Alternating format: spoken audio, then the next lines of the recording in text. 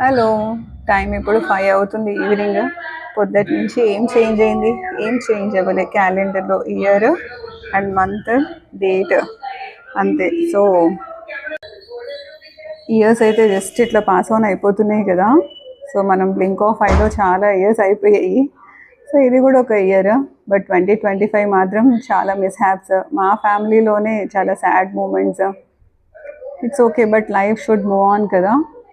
So మా friend చెప్పింది అనమాట ఒక సెంటెన్స్. అది శ్రీకృష్ణుడు అర్జునుడితో చెప్పాడంట, కానీ మా ఫ్రెండ్ నాకు చెప్పింది ఈ సమయం వెళ్ళిపోతుంది అని చెప్పి. కానీ అది చాలా చేంజ్ తీసుకొచ్చింది. వినడానికి చాలా చిన్నగా ఉన్నా it makes a lot of difference.